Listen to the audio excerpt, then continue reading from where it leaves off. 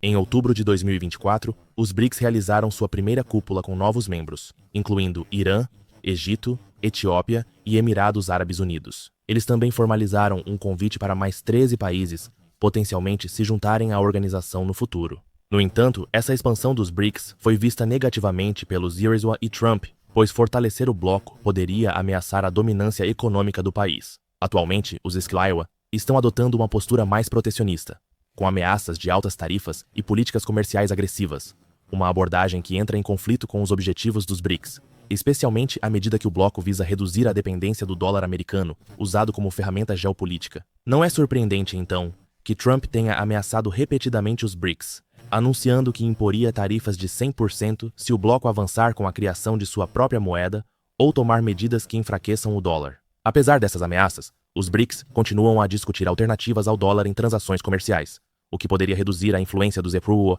no comércio global no futuro. Neste vídeo, exploraremos como os BRICS pretendem enfrentar Trump e quais ações o bloco pode tomar para diminuir o poder econômico do ZEUA nos próximos anos. Para entender como os BRICS estão mudando o equilíbrio da influência e poder americanos, é essencial examinar como o bloco ganhou reconhecimento internacional significativo, mudando a percepção de muitos países em relação aos Estados Unidos e sua hegemonia econômica e política sobre outras nações. A ascensão do grupo de países, originalmente composto por Brasil, Rússia, Índia e China, surgiu pela primeira vez em 2006. A África do Sul juntou-se como membro em 2011.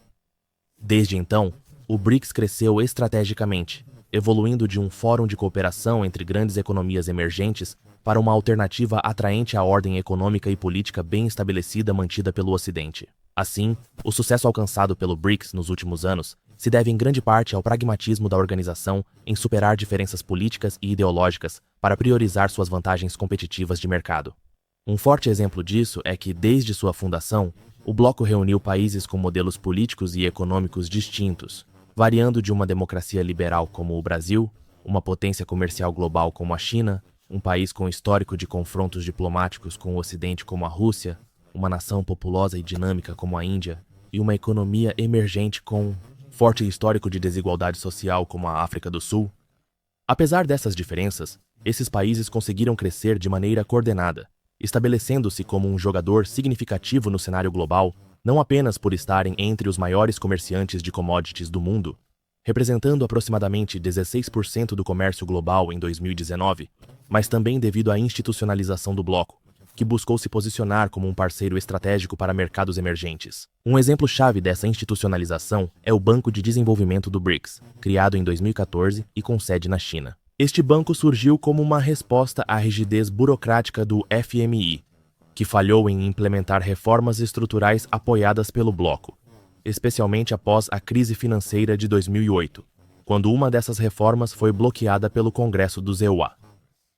Como resultado, o Banco do BRICS foi estabelecido para conceder aos seus países membros maior autonomia financeira e acesso a financiamento de infraestrutura sem depender do FMI ou do Banco Mundial, instituições que historicamente se alinharam aos interesses dos EUA e da Europa. Essas instituições frequentemente impõem medidas de austeridade rigorosas às nações devedoras, em troca de empréstimos e assistência financeira. Isso ocorre, em grande parte, porque os ICHRs e seus aliados, incluindo Japão, Alemanha, Reino Unido e França, detêm coletivamente até 40% do poder de voto dentro do FMI, permitindo-lhes moldar as ações da instituição para alinhar com seus interesses estratégicos. Essa dinâmica foi claramente observada quando a Rússia invadiu a Ucrânia em 2022. Naquela época, instituições financeiras internacionais forneceram garantias financeiras significativas à Ucrânia, incluindo pacotes de ajuda de bilhões de dólares e um programa de apoio do FMI de 115 bilhões, visando estabilizar a economia da Ucrânia e facilitar sua integração na União Europeia. Para garantir esses recursos, o Bloco Europeu e o G7 tornaram-se os principais doadores, enquanto impunham sanções à Rússia e restringiam seu acesso ao comércio internacional. Em resposta, o BRICS surgiu como uma alternativa, um grupo que até recentemente representava 41% da população global e 24% do PIB mundial. A instituição financeira do bloco, o Novo Banco de Desenvolvimento, NDB, rapidamente ganhou destaque global devido à sua base de crédito bem estabelecida, que pode chegar a 100 bilhões de dólares. Além disso, oferece uma fonte de financiamento menos onerosa e mais flexível, alinhando-se aos interesses de países que se sentem subrepresentados no FMI e buscam um quadro financeiro menos exigente e intervencionista. Para o BRICS, o NDB tem sido essencial na atração de novos parceiros, como Egito, Bangladesh e Emirados Árabes Unidos, que se juntaram ao banco em 2021.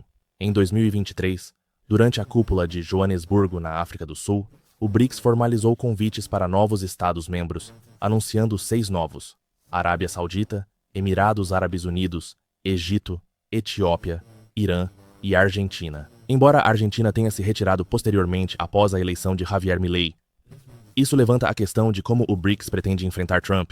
Com a expansão de sua membresia, o BRICS aumentou significativamente sua capacidade, não apenas por meio de recursos financeiros adicionais, mas também ao aumentar seu peso geopolítico. Até 2024, o bloco havia superado o G7, alcançando 33% do PIB global. A inclusão de grandes produtores de petróleo como os Emirados Árabes Unidos e o Irã destaca a ambição do bloco de influenciar o mercado global de petróleo, tradicionalmente dominado por transações em dólares americanos. Para os EMEUA, o comércio de petróleo em dólares é crucial, pois garante demanda global constante pela moeda, levando a reservas substanciais de petrodólares. Como resultado, essa demanda ajuda a manter o valor do dólar alto e estável nos mercados globais, contribuindo para a estabilidade monetária dos Elewarenseia e permitindo que o país financie grandes déficits orçamentários sem consequências inflacionárias severas. Esse sistema funciona porque outros países compram títulos do Tesouro dos SNTU para manter suas reservas em dólares. Atualmente, mais de 50% das reservas cambiais globais são mantidas em dólares americanos. Além disso, o comércio global de petróleo, junto com outras commodities como carvão, gás natural e produtos agrícolas como a soja, é principalmente precificado em dólares. Isso efetivamente torna o sistema financeiro americano o principal intermediário para a compra desses bens essenciais. Um bom exemplo disso é o SWIFT, criado pelos Yosaiwa e seus parceiros no final dos anos 1970 para facilitar transações bancárias internacionais. Hoje, o SWIFT opera em todos os continentes e atende mais de 11 mil instituições em todo o mundo, tornando-se o maior sistema do tipo. Ao controlar parcialmente o SWIFT, os ELERA podem impor sanções econômicas e bloquear o acesso a este sistema para países e entidades-alvo, impedindo-os de participar do comércio internacional ou acessar seus ativos em bancos estrangeiros. Com a trajetória atual dos BRICS, o monopólio dos SAIUA sobre transações financeiras globais, investimentos e circulação de moeda nunca esteve tão vulnerável. Isso é especialmente verdade, já que o bloco tem trabalhado nos últimos anos para reduzir sua dependência do dólar, promovendo o comércio em moedas locais. Na prática, em vez de usar o dólar, os países do BRICS estão cada vez mais apoiando o uso de suas próprias moedas nacionais no comércio, uma prática já adotada por China e Rússia. Desde que os EIUA impuseram sanções à Rússia após sua invasão da Ucrânia, as duas nações assinaram acordos comerciais de longo prazo e mais de 90% de seu comércio bilateral, que ultrapassa 200 bilhões de dólares, agora é realizado em yuan e rublos através de sistemas alternativos semelhantes ao SWIFT, como o SPFS da Rússia e o CIPS da China, que operam sem interferência do ZEU.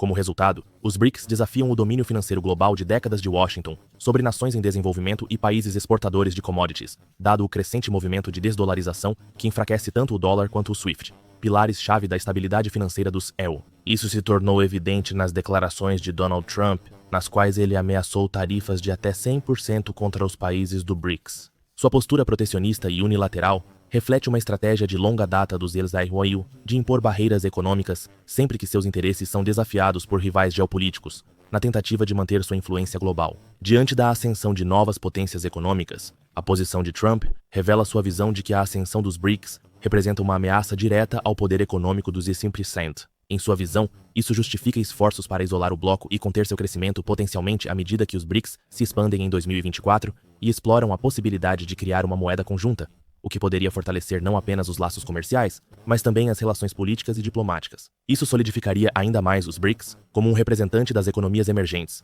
particularmente em resposta à abordagem mais agressiva e isolacionista de Trump em relação aos SECZNEUA, aliados.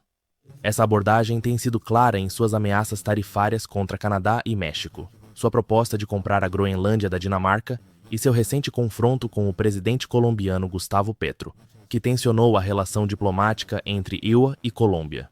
Dadas essas dinâmicas, não é difícil imaginar um cenário em que nações da União Europeia e aliados dos G5, como Japão e Coreia do Sul, busquem laços mais estreitos com os BRICS para reduzir sua dependência do mercado americano, especialmente porque Trump criticou as nações europeias por não cumprirem as exigências de Washington e ameaçou impor tarifas sobre produtos europeus. Na prática, a retórica de Trump reforça a percepção de antagonismo dos LLC-Miura no cenário internacional, criando um vácuo de liderança que os BRICS poderiam preencher com políticas econômicas e diplomáticas mais inclusivas. Além disso, as ameaças de Trump de impor tarifas aos BRICS podem ter o efeito oposto ao que ele pretende, especialmente com grandes parceiros comerciais do Zero Wire, como China e Índia. Essas nações poderiam retaliar com medidas equivalentes, dificultando a entrada de produtos americanos nesses mercados críticos. Por exemplo, a China sozinha representa 17% das exportações agrícolas do ZLECNEUA, exportações agrícolas. Ao se envolver em confronto econômico direto com os BRICS, Trump está reacendendo uma nova frente na competição geopolítica e econômica enfrentada pelos Estados Unidos. Se uma guerra comercial em grande escala contra os BRICS se materializasse, é provável que a fragmentação da ordem econômica global liderada pelos Zubudis e WANA acelerasse mais rapidamente do que o esperado. À medida que o dólar perde influência e centros de poder alternativos como os BRICS continuam a crescer, os Estados Unidos poderiam se ver cada vez mais isolados geopoliticamente e perder sua capacidade de ditar as regras do comércio global. Isso, por sua vez, criaria uma chance importante para os BRICS liderarem uma ordem global mais prática, menos sujeita a conflitos de interesse. Obrigado por assistir.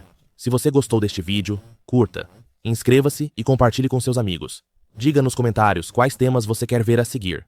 Obrigado novamente pelo apoio e até o próximo vídeo.